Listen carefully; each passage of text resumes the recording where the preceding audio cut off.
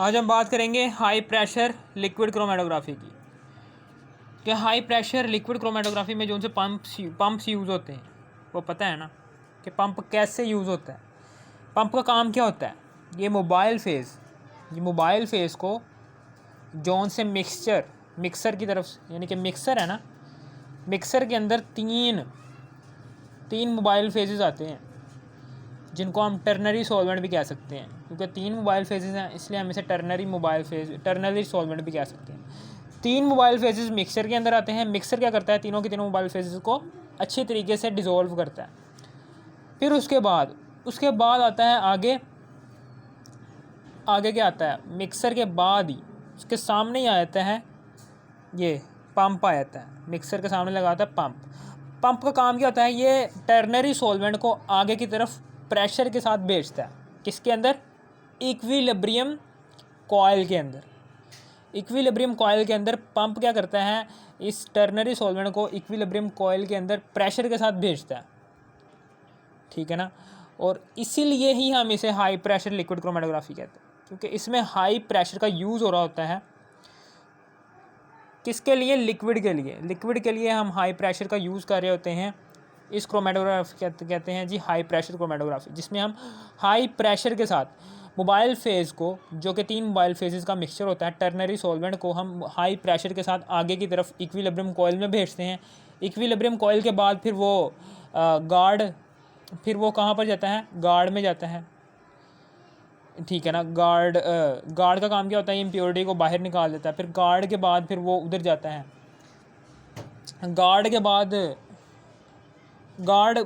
ठीक है ना, गार्ड के बाद उधर जाता है, क्या नाम है वो जोन्स। ठीक है ना, आगे मैंने आपको समझाया हुआ है ये सारा कुछ। हाई प्रेशर लिक्विड क्रोमेटोग्राफी मैंने आपको समझाई है। गार्ड के बाद आता है ठीक है ना, गार्ड के बाद मुझे याद नहीं आ रहा, मैंने आपको सारा समझाया हुआ है। ठीक है ना। आज हम बात करेंगे इसकी वर्किंग की, कि पंप्स जो उनसे हैं ये कैसे वर्क करते हैं, कब आपने प्रेशर ज़्यादा देना है, कब आपने प्रेशर कम देना है। ये सारा का सारा यहाँ पर लिखा हुआ है कि increase the pressure of mobile phase. सबसे पहले तो मोबाइल फेज़ का प्रेशर जो उनसा है वो बढ़ाओ। सबसे पहले क्या करो, मोबाइल फेज़ का प्रेशर बढ़ाओ। आप सबसे पहले मोबाइल फेज़ का प्रेशर बढ़ाओ, यानी कि वर्किंग क्या है, increase the pressure of mobile phase. Pressure कब इंक्रीज़ करते हैं, कब लो करते हैं। प्रेशर को 3 इकसाम, यानी कि 3 पॉइंट्स हैं। इन 3 पॉइंट्स पर लो भी कर सकते हैं, हाई भी कर सकते हैं। पहला जी कॉलम लेंथ, दूसरा जी स्टेशनरी फेज़, तीसरा पॉइंट है जी मोबाइल फेज़। पहला जी कॉलम लेंथ। अगर कॉलम की लेंथ लंबी हो, लॉन्गर लेंथ का मालिक हो कॉलम, बहुत ही लंबी लेंथ हो, ठीक है ना, तो फिर क्या होगा, तो फिर हाई प्रेशर देना होगा। जब शॉर्टर लेंथ हो, कॉलम की लेंथ छोटी हो, तो तब लो प्रेशर देना होगा। कॉलम लेंथ के ऊपर प्रेशर इन्हिसार करता है कि जब कॉलम की लेंथ छोटी होगी, जाहिर सी बात है, छोटी लेंथ है, ठीक है ना, छोटी लेंथ है तो आसानी से मोबाइल फेज़ मूव कर सकता है। ठीक है ना, ऊपर से नीचे की तरफ हमें ज़्यादा प्रेशर नहीं लगाना पड़ेगा, आसानी से लो प्रेशर देंगे और मोबाइल फेज़ ऊपर से नीचे की तरफ मूव कर जाएगा। लेकिन जैसे ही लंबी लेंथ आ जाएगी कॉलम की, जैसे ही कॉलम की लॉन्ग लेंथ आ जाती है, लंबी लेंथ आ जाती है, कॉलम जो सा वो लंबी लेंथ का मालिक होता है, तब अब मोबाइल फेज़ को ऊपर से नीचे जाने में टाइम लगेगा। उस टाइम को कम करवाने के लिए हम क्या करते हैं, हम प्रेशर देते हैं हाई वाला, ताकि वो जो सा मोबाइल फेज़ है वो अच्छे तरीके से नीचे की तरफ टॉप टू बॉटम सफ़र कर सके। फिर उसके बाद आ गया जी स्टेशनरी फेज़। स्टेशनरी फेज़ में क्या होता है, डायामीटर। स्टेशनरी फेज़ का डायामीटर, यानी कि अगर आपने स्टेशनरी फेज़ ऐसा चूज़ कर लिया है कि जिसका डायामीटर छोटा है, स्मॉल है, तो तब आपने हाई प्रेशर इस्तेमाल करना। ठीक है। लेकिन जैसे ही आपने लॉन्गर, यानी कि ऐसा स्टेशनरी फेज़ यूज़ किया कि जिसका डायामीटर क्या है, बड़ा है। डायामीटर होता क्या है, स्टेशनरी फेज़ हम ज़्यादातर सिलिका जेल ही यूज़ करते हैं। स्मॉलर, जिसका डायमीटर क्या होता है, स्मॉलर होता है। इसलिए हम जब भी सिलिका जेल यूज़ करेंगे तो तब हाई प्रेशर देंगे, ताकि मोबाइल फेज़ को ऊपर से नीचे जाने में ज़्यादा वक्त ना लगे और वो आसानी से टॉप टू बॉटम सफ़र कर सके। ठीक है ना। जैसे ही जो उनसे स्टेशनरी फेज़ है, स्टेशनरी फेज़ का डायमीटर लंबा हो, यानी कि फॉर एग्जांपल आपने कोई ऐसा स्टेशनरी फेज़ चूज़ कर लिया है। डायमीटर का मतलब क्या होता है, यहाँ से लेकर यहाँ तक का फासला, इसे कहते हैं हम डायमीटर।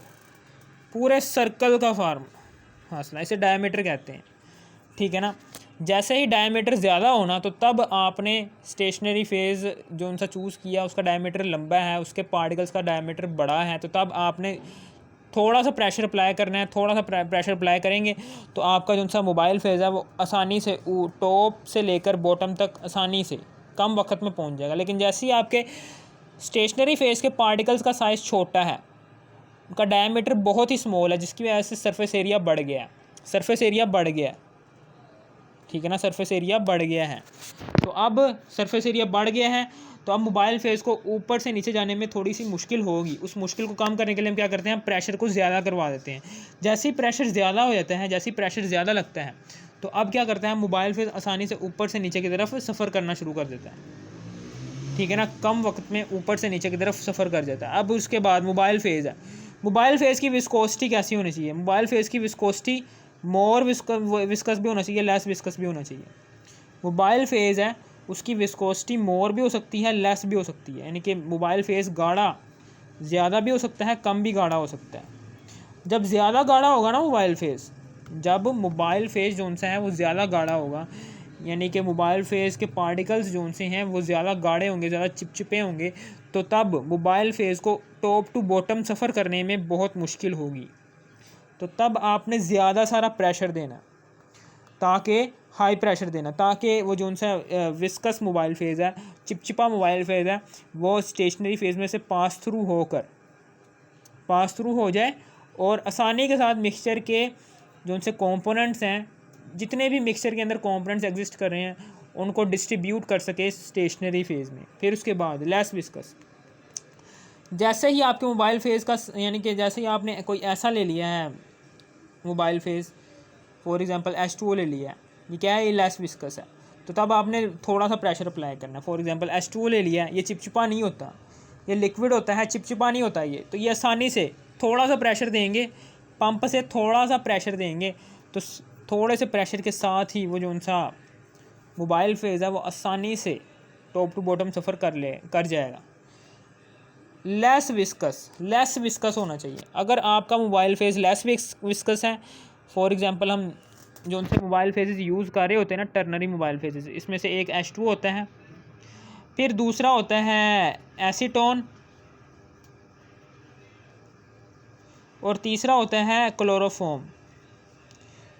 एक होता है पोलर, एक होता है लेस पोलर, और एक होता है नॉन पोलर, ठीक है ना, समझ आ गई। ये 3 किस्म के मोबाइल फेजेस यूज़ किए हैं हमने, ठीक है ना। इन तीनों के तीनों मोबाइल फेजेस में पोलैरिटी का डिफरेंस होना चाहिए। पोलैरिटी का डिफरेंस होगा तो तभी आपकी जो सी ये हाई प्रेशर लिक्विड क्रोमेटोग्राफी अच्छे तरीके से होगी, ठीक है। लेस विस्कस होना चाहिए, जब कम गाढ़ा होगा, जब आपका मोबाइल फेस जो है वो कम गाढ़ा होगा, तो आपने थोड़ा सा प्रेशर देना, थोड़ा सा प्रेशर देंगे तो आसानी से टॉप टू बॉटम हमारा जो सा टॉप टू बॉटम आसानी से mobile phase top to bottom चला जाएगा, ठीक है ना, कम प्रेशर के साथ। फिर उसके बाद हमने तीनों की बात कर ली है कि कॉलम लेंथ, जब कॉलम की लेंथ लंबी होगी तो तब आपने हाई प्रेशर देना, जब कॉलम की लेंथ छोटी होगी तो तब आपने लो प्रेशर देना। स्टेशनरी फेज़ का साइज़, जब स्टेशनरी फेज़ के पार्टिकल्स का साइज़ यानी कि उनका डायमीटर लंबा होगा, बड़ा होगा, तो तब आपने लो प्रेशर देना है। लेकिन जैसे ही स्टेशनरी फेज़ के मॉलिक्यूल्स का साइज़ छोटा हो जाता है, उनका डायमीटर कम हो जाता है, तो तब आपने हाई प्रेशर देना है।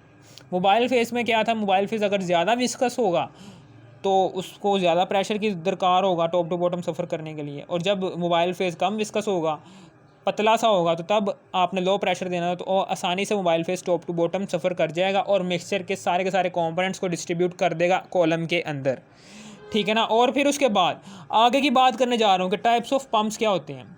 कि टाइप्स ऑफ पंप होते हैं 2 तरह के, कॉन्स्टेंट फ्लो पंप और कॉन्स्टेंट प्रेशर पंप। 2 तरह के पंप्स होते हैं, टाइप्स ऑफ पंप्स। अब पम्प्स की बात करने जा रहे हैं। सबसे पहले तो हमने प्रेशर की बात की ना कि प्रेशर कब कम होगा, कब ज़्यादा होगा। अब हमने पंप की बात करनी है कि पंप की टाइप्स कितनी कितनी हैं। दो तरह के पंप्स होते हैं, एक होता है कांस्टेंट फ्लो पंप और एक होता है कांस्टेंट प्रेशर पंप। दो तरह के पंप्स होते हैं।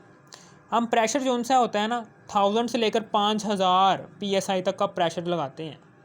यानी कि प्रेशर की मिकदार हम कितनी ज़्यादा से ज़्यादा कम से कम लगाते हैं 1000 PSI और ज़्यादा से ज़्यादा प्रेशर की मिकदार लगाते हैं 5000 PSI। 1000 से लेकर 5000 तक प्रेशर की मिकदार लगाते हैं। ठीक है ना, समझ आ गई। कॉलम के अंदर, ठीक है ना, पंप के ज़रिए। और जो उनसे पंप होते हैं वो दो तरह के होते हैं, जो प्रेशर प्रोवाइड करते हैं ना, ऐसी चीज़ जो प्रेशर प्रोवाइड कर सके उसको हम कहते हैं पंप। ये पंप दो तरह के होते हैं, कांस्टेंट फ्लो पंप होता है और कांस्टेंट प्रेशर पंप होता है।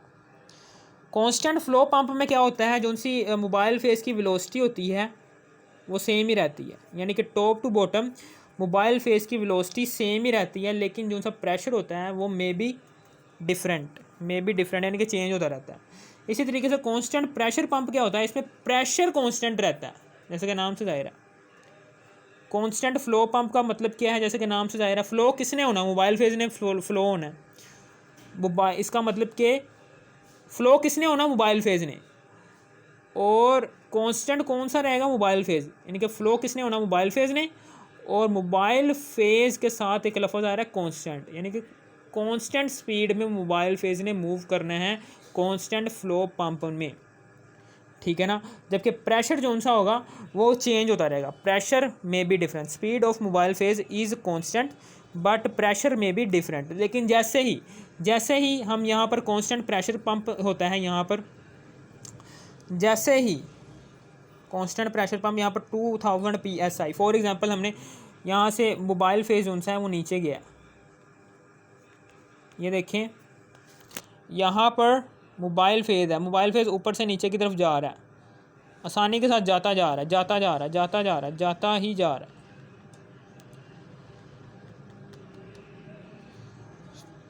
मोबाइल फेज़ क्या कर रहा है, ऊपर से नीचे जाता ही जा रहा है। यहाँ पर इसकी कम स्पीड थी, जैसे ही थोड़ा सा नीचे गया इसकी स्पीड यहाँ पर होगी तो और कम, और थोड़ा सा नीचे गया यहाँ पर इसकी स्पीड और कम होगी। यानी कि मोबाइल फेज़ की स्पीड जो सी है वो डिफरेंट हो रही है। इसमें टॉप टू बॉटम जो सा मोबाइल फेज़ हो रहा है वो अपनी स्पीड बार बार चेंज कर रहा है। पहले ज़्यादा थी, फिर कम हुई, फिर उससे कम हुई। लेकिन हमने जो सा प्रेशर मेंटेन किया हुआ है इस पंप के अंदर, पंप के ज़रिए जो सा प्रेशर दिया हुआ है इस मोबाइल फेज़ को वो कांस्टेंट दिया हुआ है 2000 PSI।